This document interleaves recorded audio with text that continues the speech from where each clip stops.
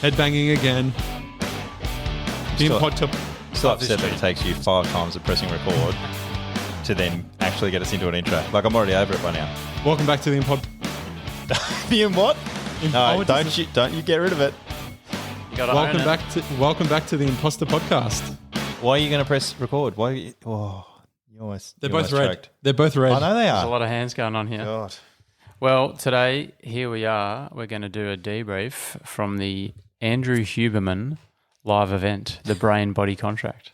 I love this podcast is still a learning thing for us. We're like, no, not the red one, mate. Just, do the level. This is my third time using it, so. But I am excited about Huberman. It'll improve. So we're going to discuss the things that I heard in person, some of which were the same as the podcast, but there was quite a few new and novel things.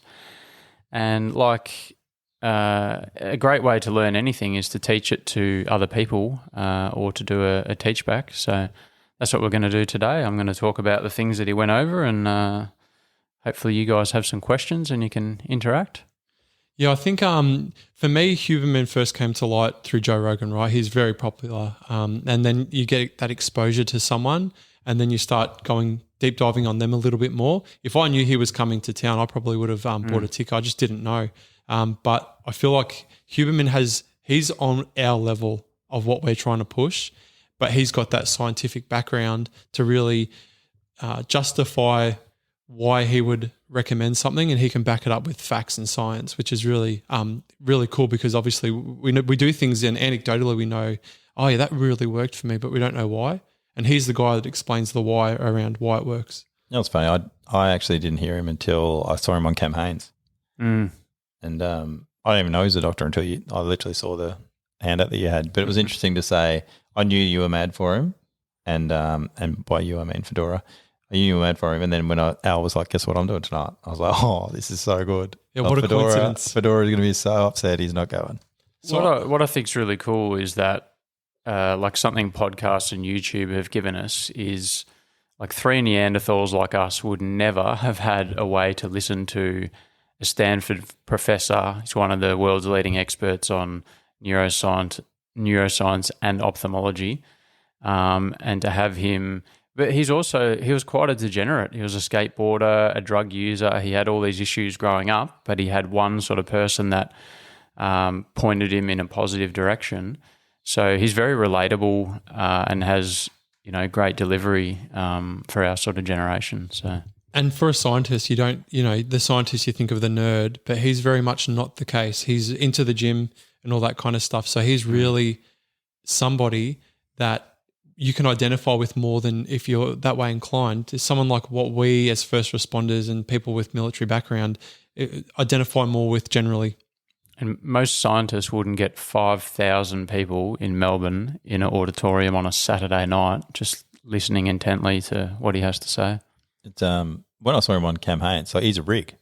Yeah. All that TRT and amino chain acids that he's all researched. Yeah, we're about to have a cat do an attack through the window, just for future reference if there's some screaming going on in the background. Could kill all those tweeties that keep ruining the podcast. Yeah, true that.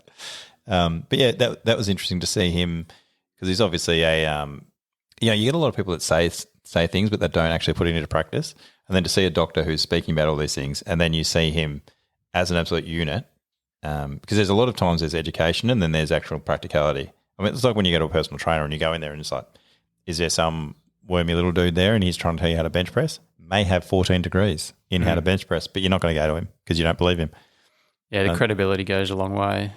Another little side note that I found really interesting, because we're not academics, but we assume scientists always use research and data for what they say, but he would talk a lot about anecdotal things. But the frame of it was that if multiple things had happened, he was calling it anecdata, which I'd never heard before, but because of his background in research, he could still give credibility to a couple of random stories that linked in instead of having to do a massive study. He wasn't saying they were fact, but he was saying that they were correlated and he believes that these next studies are going to lead to X. So I just found that really interesting. We all come across a lot of anecdotal things that we probably feel aren't credible, but to hear him validate that patterns can be quite useful was pretty cool. I think it'd be a good segue to let Berso kind of introduce who Huberman is. This is pretty much directly off his webpage, and it's just a summary of, so anyone that's listening that doesn't know who Huberman is, don't worry about going and researching who he is. Berso is going to read out a very short blurb of who Andrew Huberman is. I don't know why we're talking to me like I'm a 12-year-old. Like, what have I got to read it out loud? Berso's now going to do this.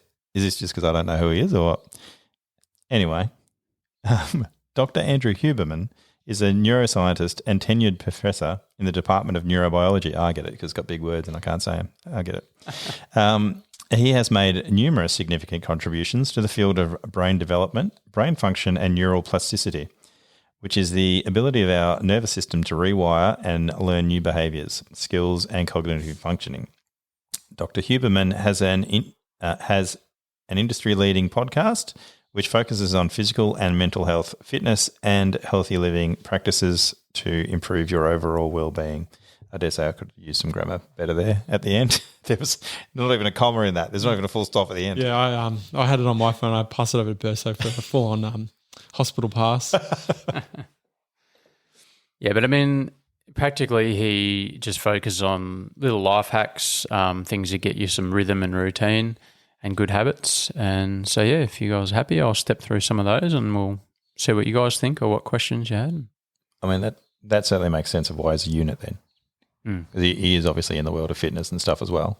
Yeah. But I don't think you can have one without the other. You can't be successful in one without being all right at something else, I reckon. Well, the fact that he's living what he preaches is, that's the weight goal that you go, well, I'm going to listen to this guy because he's the results. He's not the PT that's fat, you know. The other thing I find is you look at the guys. I mean, obviously we listen to them, so there's probably other people that have the same things to say as these guys, but because they practice what they preach, I think it means a lot more. Like we've got Goggins, he's fit as, obviously.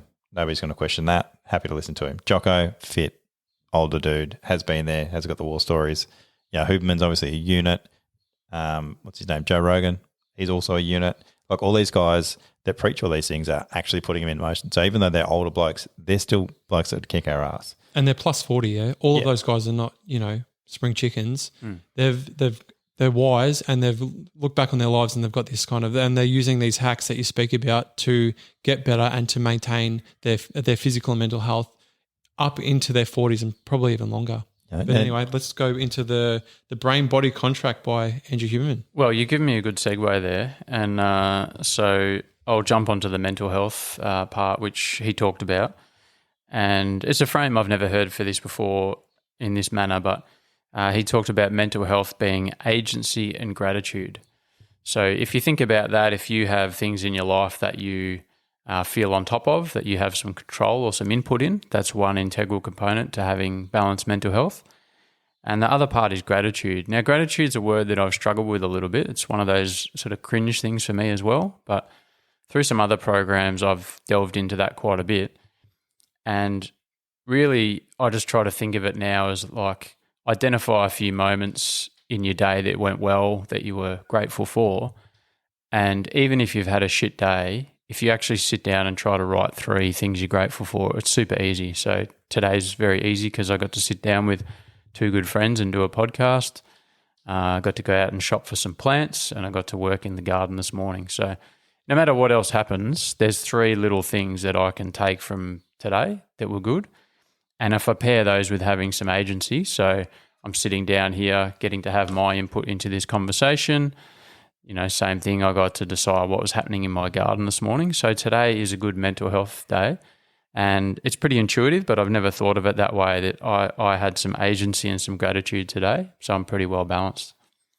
I think as first responders and people from military background, and I do say that a lot because we have to find, like, maybe just calling them the imposter community, right, for the start, is that a lot of the time we don't have control in our own lives. We don't have the agency and we don't have that ability to do what we need to do for our own mental health. So it's interesting to hear Huberman talk about that, and for me to self-identify and go, you know what, I need to actually take control of my own life and make sure I do things, at least 3 things that I have agency over and that I can show gratitude towards. And I think I'll get into them with the other points, but if you've had a day that hasn't gone so well or at work you haven't had any agency, the next layer to it will be get out and go for a hard run or something else. We'll get into cold showers, but choose something else where you get to have the agency to kind of wrap up the day, and that at least you can finish that day with a bit of balanced mental health. So, Bursa, you got any on that? Agency and gratitude. How do you feel about gratitude? I was just looking at these photos from Huberman, and it's funny because Dr. J, I've sat down and had breakfast with him during the political thing. Really?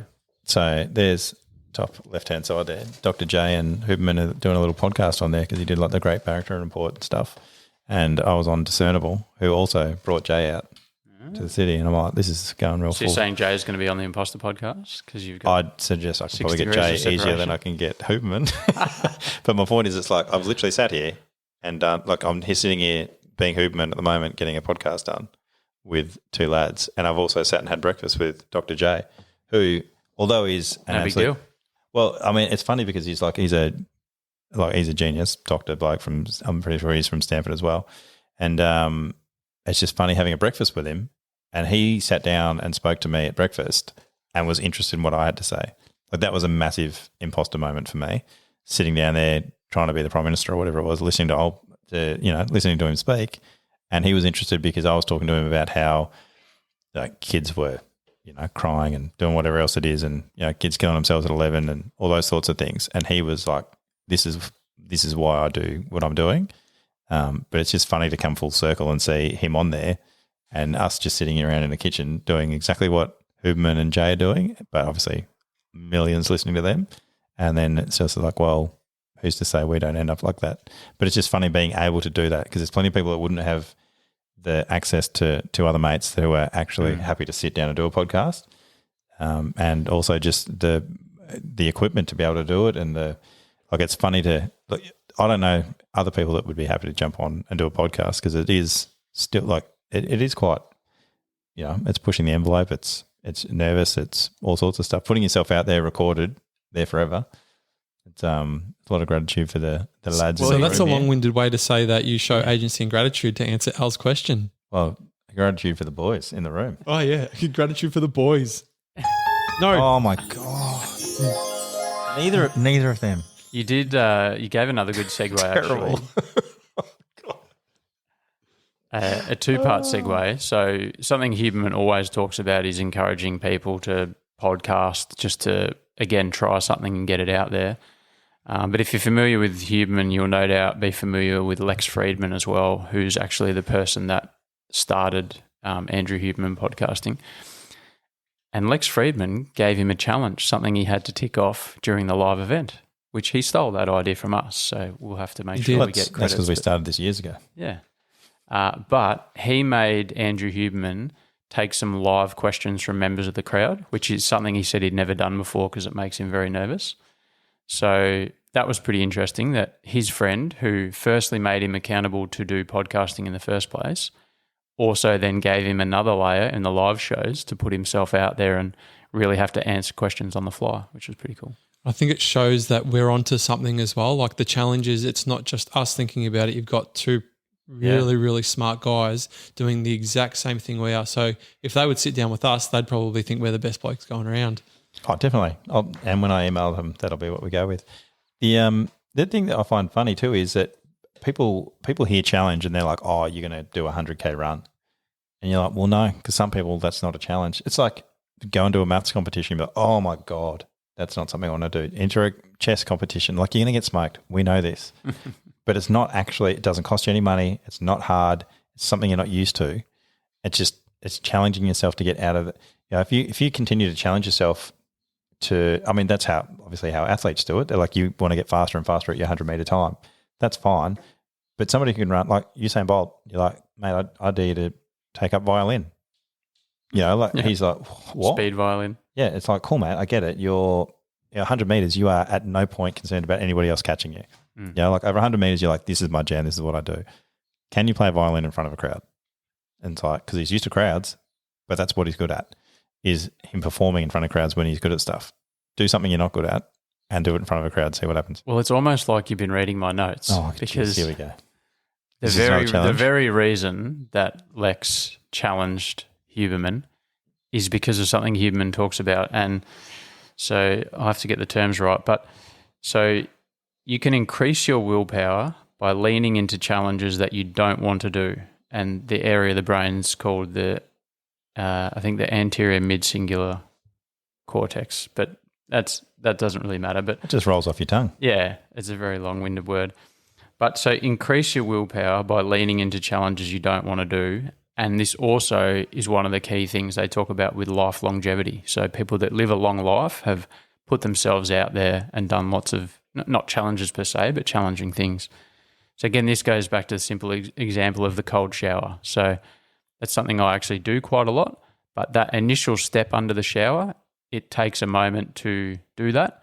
If you are someone that can just step up and go, I love the cold shower straight under, you might get the health benefits, but you're not getting this willpower benefit from actually having to fight the resistance to start it. So, Huberman didn't want to necessarily volunteer to answer crowd questions because he might have felt like an imposter, or he might get a question that he doesn't know the answer to off the top of his head. But imagine how much more competent he feels after a few live events of taking crowd questions, and no doubt that will just be part of his routine now. So it's, again, something that we might not have understood technically, but we just kind of know in our guts was part of this challenge thing. It will literally help improve our willpower by doing these, which is pretty cool. I was thinking with the challenges as well, the more you do them, the more likely you are to get involved in the next one. Yep. It's There's a momentum I piece. can't remember, and doing her a disservice because I don't know her name, but she was saying basically you've got 5 seconds. So if someone's like, I need you to do this, and if you don't do anything in that 5 seconds, you're not going to do it. So if you're like, do this challenge, and then you sit there and think about it for 5 seconds, you're like, I might do it, I might not do it. You're not doing it. Whereas it's like with your alarm. If your alarm goes off, anything longer than 5 seconds, now you're pressing snooze, and now you've already lost the day, sort of thing. Whereas, if we get a challenge in future, and I'm like, hey, Al, need you to go do this, and you're like, yep, that's happening. Well, do we even have a choice? This is just by pure peer pressure. Well, but that's the thing, though. This podcast is literally calling ourselves out live on air, so you can't argue that you didn't say yes. It's very yes man, but without the Jim Carrey side of things. It's an encouraged yes. It's a recurring theme as well, yes, man. I feel like we have to watch that movie to learn some lessons and bring it we back. might have to, We'll do a actually. movie review. So I might jump into this a bit more chronologically now and step through the sort of this is your the pod, mate. Huberman tenets. So as we said, it's called the Brain Body Contract, and he really talked about how that's the nervous system. So all the elements that connect the brain to the body. And you hear talked about a little bit as well, so particularly with the mental health side and why meditation and things like that are encouraged is because we can't directly control the body with the brain, but we can control the brain with the body. So hard exercise, breathing techniques, they're the way that we can regulate the brain. So that's sort of the real important connection through all of this. And then Huberman's real number one key to routine is sunlight. So he's very big on viewing sunlight without sunglasses or through glass and things like that as early as practical in the day. And this helps to regulate your circadian rhythms and your... Just to clarify, yeah. am I supposed to be looking directly at the sun?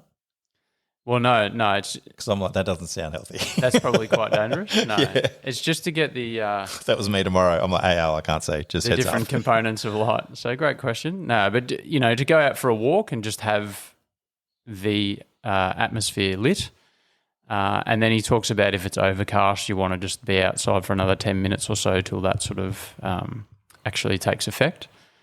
And that's all turbocharged as well if you do some exercise. So a walk, maybe some burpees in the backyard or something like that. If you get the heart rate going, it all helps to start regulating the body at the start of the day. So when Fedora gets us to do push-ups during the podcast, we have to do them, do we? Is that what you're telling me? Well, no, because it's not the start of the day. And what he's telling you to do is do them outside in the sunlight. Yeah. Right, so they were wasted before, just getting a pump on. And it's not necessarily about it being your main core piece of exercise for the day. And in fact, that's probably discouraged to do that within minutes of waking up, but it's just to get the heart pumping, get all the systems starting to move and orientate at the start of the day. When you say discourage, so getting up and going for a run is not encouraged, is that what you're saying? I wouldn't say that's discouraged. I wouldn't go straight into the garage gym and start lifting heavy or anything like that. But it's more about probably that sort of zone 2, just getting the cardiovascular system turning over a little bit. Just as importantly, he also talks about sun at the end of the day. So kind of viewing a little bit pre-sunset. And even though it might seem the same as waking up, the body basically does perceive that there's a start and end to the day. So if you're indoors all afternoon and through the evening, you don't really get that resolution of when, it's time to wind down and go to sleep. So how am I going to watch YouTube at 3 a.m. if I've already winded down? Well, that's a whole other deep conversation on blue light and circadian rhythms. And cortisol's the hormone that I couldn't speak of before. But yeah, it's all about regulating your cortisol, which our shift workers will know all about. Does he say anything about what kind of sunlight you're getting? So obviously you can go for a walk, but does he say anything about maximising the amount of skin exposure to the sun? Yes, and also the spectrums of light. So something I didn't know is that the sun has every spectrum of light. And so you might have heard of cutting out blue light and red lights at different times of the day, but the sun has all spectrums. And he talked about systems as well. So you have, most people would know about their gut microbiome, but he talks about the skin having a biome and things like that as well. So yeah, like potentially people want to limit long sun exposure, but yeah, if the sun's out in the morning, it wouldn't be a bad idea to get a bit of that on your skin first thing in the morning as well. Another little side note from evolution also, which I found really interesting, is so light that we have in houses is often blue light, which is what keeps us up at night. But fire, the human eye developed to essentially not react to. So you can sit around a campfire at night and it's not the sort of spectrum of light that will keep you awake. Is it like how we have red light at night, like army-wise? It'd be the same. Yeah, quite possibly. Even for being a dad, babies, they have the red light at nighttime and that kind of soothes them and you got the heartbeat and stuff, but it's all red light, red light, red light. Yep. And that's obviously feeding into this idea that Andrew Huberman's selling, is that your exposure to the red light at nighttime is going to help you reduce your amount of activity in your mind as opposed to blue light. Yeah. Yep. And that leads into the next Huberman tenet, which a lot of people are going to dislike and they might have heard it before, but he strongly encourages people to not have their first coffee for 90 minutes after waking. Now, this is quite technical, but essentially when you wake up, there's the adenosine system, which is also waking up. And by having a coffee first thing, you're essentially cheating the body out of waking itself up and alerting all of its own systems. And I think, Fedora, you've looked into this, but the coffee won't really bind to the adenosine for a certain amount of time anyway. So your first coffee is actually kind of wasted. It's just a habit. Yeah, the receptors in the body, it's very technical. It's very, very technical. And I'd encourage anyone to actually look this up because there's a lot of science behind it. But like exactly what you're saying, 90 minutes after you wake up is the best optimal time because your body's systems have woken themselves up naturally. And then the caffeine how it digests and metabolizes and connects to these receptors, it's going to allow you to use the caffeine for energy and you don't crash at the other end. Yeah, and I think, again, it's a routine thing, but I haven't been a coffee drinker for a hell of a long time, so I didn't find it hard at all to switch to doing this a while ago. I generally wait about 2 hours, but he doesn't discourage coffee at all. Obviously, at times he talks about not having it too late into the day as well. But yeah, just a consideration to not have a coffee as soon as you wake up and let those systems come online. So there's another thing that Huberman has become quite famous for, which is the physiological sigh. Now, he claims that this is not his invention openly, but he just gave it more of a modern name.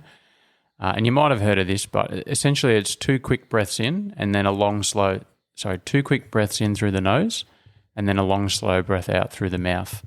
And it seems a bit odd when you first do it, but again, it's kind of short-circuiting a few systems and it does really quite relax you, especially if you've had some sort of stimulus or a bit of road rage or something like that. I find it hard to think of that at the time, but when I do, and you do this physiological sigh, you only have to do it once, but you can do it a second or third time, and it really does relax you quite a lot and quite quickly. How does this vary with box breathing and stuff? Yeah, so quite different to box breathing, where you're trying to regulate your system and get back into a rhythm and really, let's say, prepare yourself for something often. This is just like a really quick short circuit. You could just have the stimulus, do this, and then sort of keep going. Or it could be something you do. We used to do that sort of tactical breath as well with a lot of shooting courses. So, wow, clap city bitch, clap city bitch. That's the microphone because people keep tapping the table. But okay. anyway, let's start that again. Yeah, so compared to box breathing, the physiological side, the way I've come to understand it, is it's just a really quick on-the-go technique that you can do.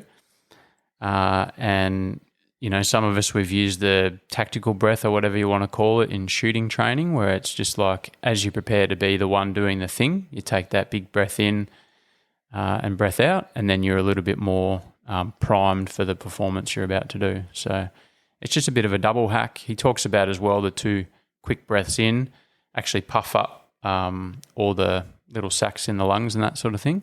So if you've been quite dormant for a while as well, it can be a bit of a good little wake-up reset also.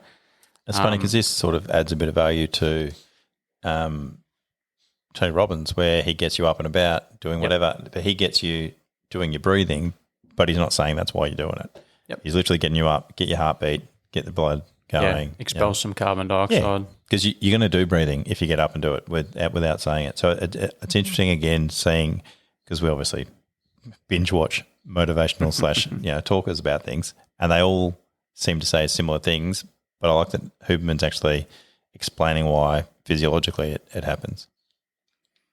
He does a great video on YouTube. You can just search physiological sigh or Andrew Huberman and it will be one of the top hits. But again, it is pretty simple. 2 quick breaths in through the nose and a long, slow breath out through the mouth. And he talks about as if you were sort of huffing on a mirror trying to fog it up. That's the sort of exhale that you want to do. Do you mind if I jump in and say we should all practice what is it called? A physiological sigh. Physiological sigh. It might be a bit awkward to try and all time it together. Man, people aren't signing it. It's not on OnlyFans. Ready? People don't want to just listen to this everyone. This is ASMR. Is that actually it? Al was the second attempt, and his was probably the best. I think the longer breath out is great. key too, because you're expelling more carbon dioxide. This is just getting weird, mate. It's a podcast. But overarching all of this is any of these sort of systems will talk about how breath is the way to control stress, whether it's box breathing. Sorry, do you know what box breathing is, Fed? No, I don't. Is this like the 4 in, 4 out? Is that it? Yeah. Because I was just assuming like it's 4 points. I don't know. Yeah. Yep. Yeah. So 4 breaths in. So you breathe in for 4 seconds, hold it for 4 seconds, breathe out for 4 seconds, hold it out for 4 seconds, and then do it again 4 times. So basically it's we would use it, well, people in certain situations would use it when so for example, you run to the top of the stairs, but say your wife rings and there's emergency at home and you've flown home in the car, you get there, you run through the driveway and there's like a nappy that's just been, torn apart by a puppy or whatever it is and she's all worked up, et cetera, and trying to ruin our podcast, for example, just off the top of my head. Inside jokes for people at home. Whereas then, you get to the driveway and you're like, I've been in road rage, I've done this, I've done that, I'm angry about it. Then you can sit in your car, do some box breathing. Within 3 or 4 of them, your heart rate will drop and you'll be a lot better. Then you can walk in, you're like, right, I've chilled, that's finished, this is my new part, this is what I'm going into. And you're like, so you do your box breathing, but you can use it anywhere. Like it just happens that they teach it to you when it's life and death situations, but it actually works everywhere. So before walking in all jacked up and worked up because you've had to think like, what's going on? This is rubbish. So I have to do some box breathing before you go in, or potentially you can just do this physiological sigh Yeah, I think the way you've explained it there, I think the box breathing is better where there's like a real acute stress. So you might be sitting in the waiting room to go into a job interview or something like that, and when you can feel your heart pounding in your chest, that's where I've found the box breathing is really useful. And within a couple of cycles, you can really feel yourself calming down. And I've also prompted students in courses to do that as well, and like visually and audibly seeing them calm down when they start doing that pattern. The way I've understood the physiological side is a little bit more of a quick one on the move, where maybe the stimulus isn't quite so strong, but they probably have a lot of overlap, and I might experiment on that a little bit. But again, I've probably not communicated it the best, so go to the Huberman video on YouTube of that, but a very cool technique. So that moves us into sort of one of his next trademarks, which is NSDR, so non-sleep deep rest. Bit of a weird term. A lot of people seem to confuse it with meditation and mindfulness. That's literally what I was about to say. Meditation. So I still thought it was the same kind of thing, just under a different name. But so NSDR really, he explains, is when you want to promote cognitive vigor. So I guess before we started this podcast, it's something that I could have done maybe in the car to really prepare my mind for the intensity of doing these podcasts. Meditation, as I understand it, is more when you're wanting to control the monkey mind and really regulate yourself a little bit, whereas this is more for, picking yourself up and getting prepared for something. So I'm not going to be able to really explain the differences, but again, he's got some great YouTube videos that lead you through a non-sleep deep rest, and essentially they're more like a body scan. So you're lying there awake, but you're not trying to relax or sleep. He'll move you through and, be conscious of your shoulders and your arms and your hips and that sort of thing. So it's a bit of a process where it just, I suppose, focuses all your awareness on different parts of the body. I don't know if you've done yoga or anything, but I've done yoga before, forced. So, I was trying to impress my wife back in the day, and this is another one of those cringe things that we don't do. Yeah, hold on. Oh, yeah, good. So Fedora's a yogi. So back in the day when I was trying to court my wife, or now wife, we used to go to yoga a lot in, one of the local yoga studios. And what they would do is at the end of the yoga practice, you'd lay there, and I thought, this is a great time to relax. But they literally take you through that body scan. You lay there and think of your arms, think of your hands. Now move your fingers, and it's very much what you're trying to. What you've just said as well. So it's interesting. It's not just a Huberman thing. It looks like it's being practiced in different kind of modalities or art forms of different types of consciousness. People like yoga is very much that way, in tune with your body. Oh, and like Tai Chi and stuff that's happened for thousands of years. And it's funny that we sort of let it all go, especially Western society. We just ignored a lot of our history and those sorts of things. And now we're like, have you tried this new thing? And you're like, it's not new, mate. It's been going on for 3,000 years. We've just now, with Huberman, it's, you've literally now got the actual reasons as to why it works, whereas before it was just something that you used to do in Eastern societies a lot of the time. Yeah, well, now it's research driven. And to be fair, he always acknowledges that, he hasn't invented any of this and it's all thousands of years old. But now they have the research and the data to show why it works. I think it's interesting in this sort of realm, humans have often forgotten more than they knew, and now we sort of feel like these are all new things, but they're not. We've just rediscovered them, and they've got a bit of a scientific backing to them. Yeah, for sure. So the other thing that Huberman is huge on, because he is also an ophthalmologist as well as a neuroscientist, is the connection of the eyes to the brain. And in fact, he considers them to be one thing. The eyes are just an external part of the brain, which is why there's a lot of overlap with ophthalmology and neuroscience. So essentially he talks about the things that we look at affecting sort of our perception on time and life. So I found this a bit hard to get my head around the first few times, but he does talk about it a lot. So essentially the way I understand it is if you're looking at things that are close to you, your mobile phone being a really good example, you're thinking very short increments of time. And if you go out and look at a horizon or a long view, you possibly quite literally are extending your horizon of time, which might, lead to you making longer term plans and things like that. And I think, again, this is anecdotal, but if you think about when you're looking at a view or you've finished a hike and you're on top of a mountain, it's pretty intuitive that you have that grander feel of things. Whereas if you're at home and you're stuck on the computer or the scrolling on your phone, you're not really thinking about your goals and your objectives. You're just, kind of swiping endlessly on shorts and things like that. So, yeah, it's like you go to the beach, for example. Like you're sitting there waiting for a wave.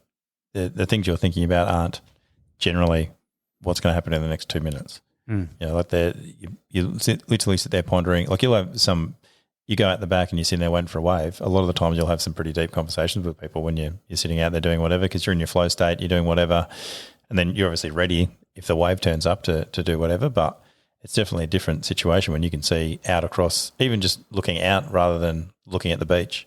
That's just so much vast nothingness when you look out, towards Antarctica where we are down in Australia. But, versus looking at the beach where you're still looking at there, because even just that turn between looking out to the beach to looking back, you're like, you see your partner or you see your kids or you see your dog or whatever. Now you're like, I've got to go do this. I've got to do the shopping. We're going to get hungry. Kids are probably getting annoyed, whatever. Even just that little thing for turning around and seeing everything else now, just your short time span. So I've never thought about it that way, but that makes a lot of sense. And it's somewhat intuitive. And again, if the eyes are part of the brain, it's something I really want to keep looking into. And I did try and research this a bit with the bushwalking stuff, because this essentially could be a bit of a mental health hack, where if you're struggling or you're having a bad day, you'd go out for a hike or, go to the lookout at a beach, and you could somewhat self-solve your problems by looking out into the distance for a while. So it's something that he really has only skimmed over, and I've even tried previously with like ChatGPT to find some direct quotes on this, but it seems like it's still more in the research phase than the actual promoting this as a technique. But nevertheless, I think it's somewhat of an intuitive thing that you're not really having a bad day or too much inner reflection if you've like walked to somewhere and you can see a nice view or a sunset. Well, I haven't heard of anybody say that it's been bad for their mental health going out into nature, so it's especially like if you go for a walk and you leave your phone behind, and now it's a whole new world, because if you've got your phone in your pocket, you can still think about it at the back of your mind, whereas if you go up, you're at the Yangs for a lookout, or you're out surfing or whatever, anywhere that you can't take your phone anymore, that switch off is there. But then being in nature is another thing, and just your whole mindset changes. I know I sit here after I would work in the city, and I'd be at the city for an 8-hour shift, plus you do overtime, come home on the train, that's another hour and a bit. Then I'd get in my car. If I didn't, and again, this is where the 5 seconds thing comes into it, if I didn't have stuff in the car and go straight to the beach, wasn't going. And then I'd sit here in my magic chair, like Gil Martin says. And then, but when I went to the beach, at no point did I ever regret going there, jumping in the water and doing whatever. I've made a bit of a personal link between two things here, and let me know what you think about this. But from a psychological point of view, Jordan Peterson talks about when you're very internalized and you're thinking about yourself, that's when you have a lot of depression and anxiety issues. When you're outside of yourself and you're thinking about others or you're organising things for other people, it's almost impossible to be depressed and anxious. And I don't know if that seems strange, but maybe because a lot of the things I do outdoors are with other people, but I've really linked those together, that if I'm at home and I'm on my phone, it's all thinking about me and what's happening with me. As soon as I get outdoors for an activity, it's just this broader thing where it's like you might be thinking through your issues, but I'm not sort of internalized if I'm out walking in nature and things like that. I think this is where we jump into the stand easy, where you were organising the walks. When people were turning up to the walks, it was you looking after other people's things, and that was the whole reason you went at the first place was for you. Yeah. And then it went from that to like, well, this has been really good for me. I'm going to organise it for other people. But then when other people stop coming, then you're like, I don't know if I'm going to keep doing this. I was like, well, the walk was for you at the start. And then you changed your mind. You were like, well, no, because other people aren't turning up. And then it was like, well, now you're a failure. And you're like, well, that's not what it was about. It was literally about you getting away. It was good for your mental health. I was coming out. We've literally started a podcast because of that walk, I would suggest.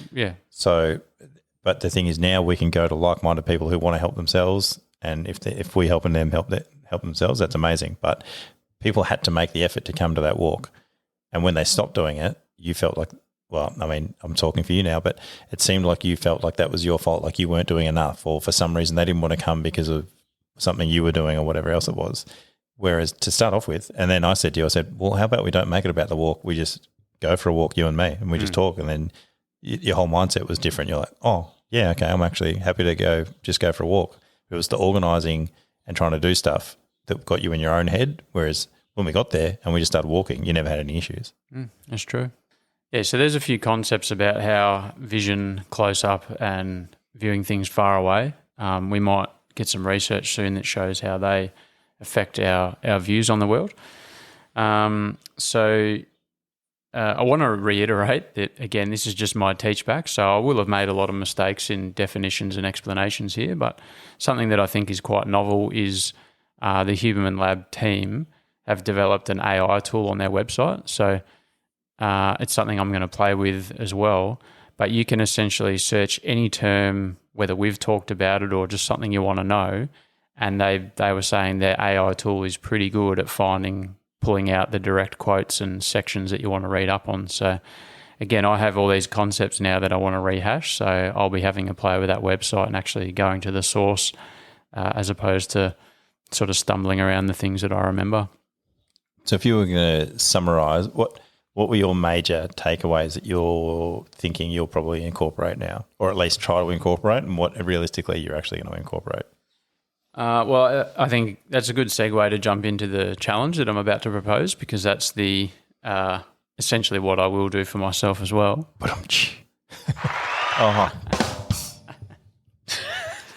can't even tell if it's deliberate now. So there's 6 things, and I'm going to call on this as the 10 days of Huberman. So this is a challenge that we're going to put out for ourselves and for others. 10 days did he say 10 days of Huberman? No, this is you just come up with this. This is what I'm bullying you all into doing. Can we say we're copywriting this just in case he takes it for 10 days of Huberman? Sure. We'll make sure we own the hashtag.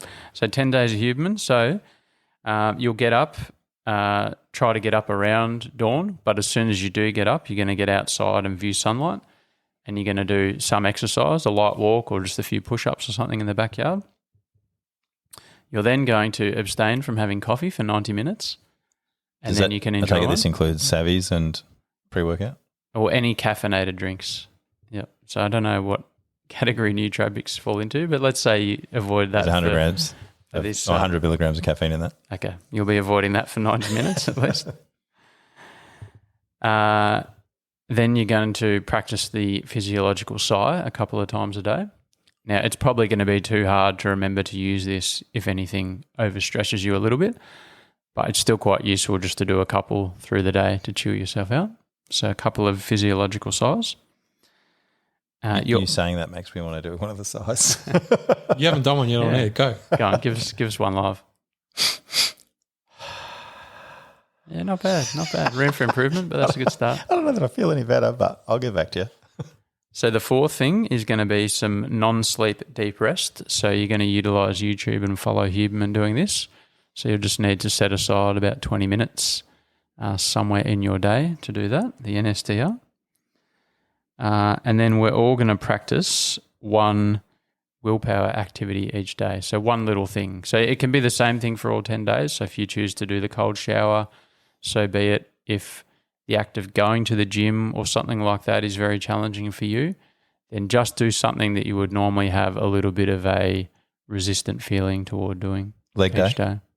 It could be leg day every day for the 10 days. Yep. Can't do curls. Yep. But the important thing is, it's not just that it is physically challenging, it has to be, there's that mental hurdle for you initiating the doing of it. And the final one is that little piece of mental health work each day. So just ensuring that you're involved in something that gives you a little bit of agency each day, and reflecting on having the gratitude. Still hard for me to say that word, but just think about a couple of moments that went well for the day is the simple way to think of it. So that's the 10 days of Huberman that we'll be doing, and hopefully many of the imposters will be following along with. And I think for our Instagram, we'll post online all of those challenges, or all of those 10 days of Huberman tips. What were they called again? Tenets, yeah. So then you don't have to try and write them all down. They'll be available online. Just look at the Instagram. And the main point is just have a go, get some momentum behind it, and follow us.